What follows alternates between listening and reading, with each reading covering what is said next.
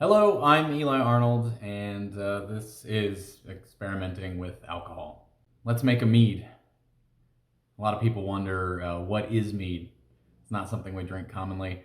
Mead is just alcohol that's made by fermenting the sugars you find in honey. Lots of different kinds of mead.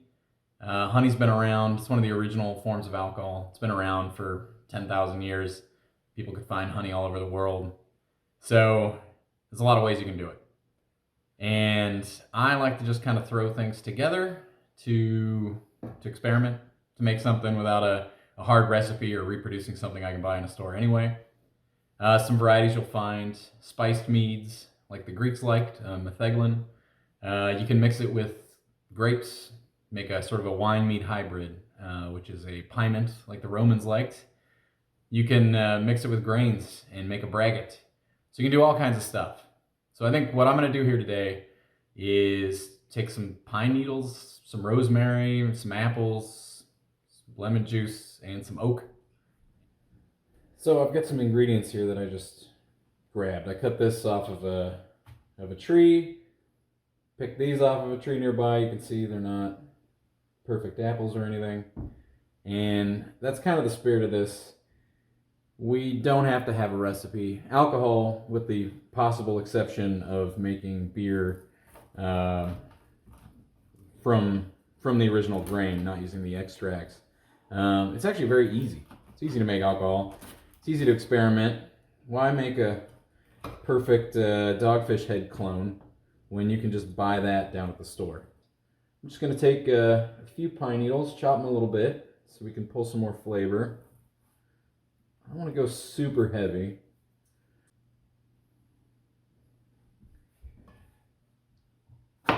Now, apple like this probably isn't going to impart a ton of flavor, so you could do something like add apple juice directly to it, and that apple juice has sugar, so it'll ferment out and create more alcohol too.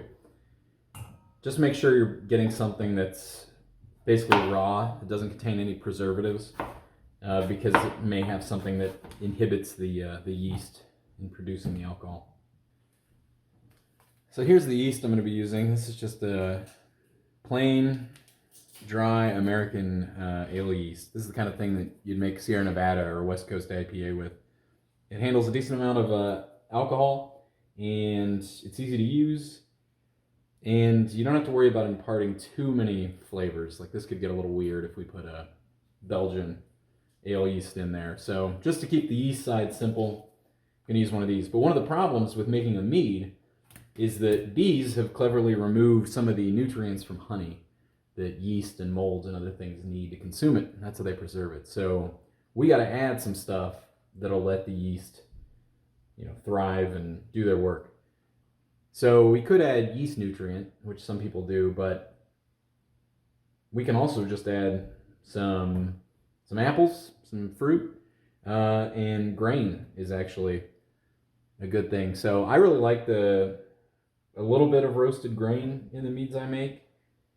They just add a little bit more nuance, and I find ciders and meads and things can be pretty one-dimensional. So as you can see, I just like throwing a whole bunch of stuff in there and seeing what I get. A little bit of rosemary. I think rosemary might add another nice herbal dimension. You just got to be careful with it because rosemary is really strong and you can't remove. We're going to heat it. There's a sort of a magic temperature range for the enzymes involved in pulling those sugars out of the grain, and it's in the vicinity of 155 degrees. I think 145 to 165, something like that's your window, but we want to get somewhere in there, and we want to hold it for a while. Now we're going to start putting all this stuff together. So I've got my fermentation vessel. I'm going to dump my apples in there. I'll leave them in through the first part of fermentation where the alcohol is made. I'm actually not going to filter anything out at this point. I'm just going to dump it all in, and in about a week when I switch it to a second vessel, we'll leave behind all the yeast and the bits of pine needle and the apples. I've got a bit of honey left in this bucket, about 3 to 4 pounds. For every pound of honey you dissolve in a gallon of water, you get about 5% alcohol. So I'm gonna make 2 gallons of this stuff, and that should get me somewhere between 7.5 and 10% alcohol at the end. And I'm just gonna use some hot water to get the honey out of here so I can pour it over.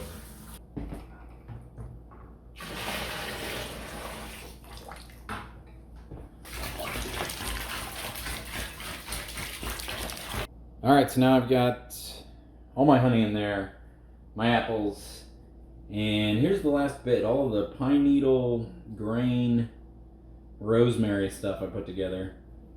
And I'm just gonna dump the whole thing in there. And we got enough liquid in there, it's gonna drop the temperature almost immediately. So you can rehydrate yeast, you can sort of prep them, the little food ahead of time. But as long as the temp's reasonable inside of there, this dry yeast, I haven't had any issues just pouring it on top.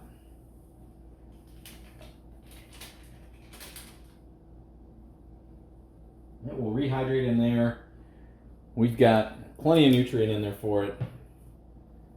And over the next week, they will devour all of those sugars and produce some alcohol.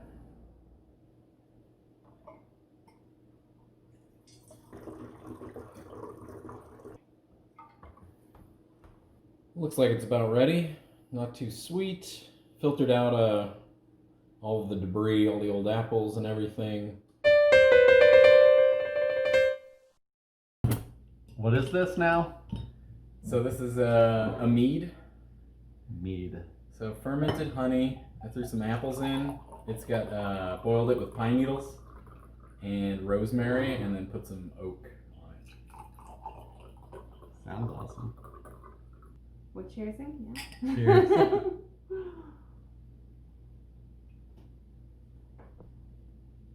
Pretty, not too sweet. I expected it to be sweeter, like just in smelling it, but it's very, very mild. You could drink a lot of this.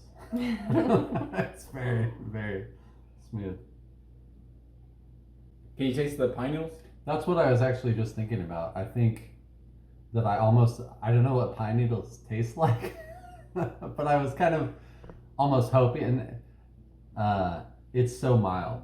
Yeah, I mean it's good, but I could drink that whole jug and probably.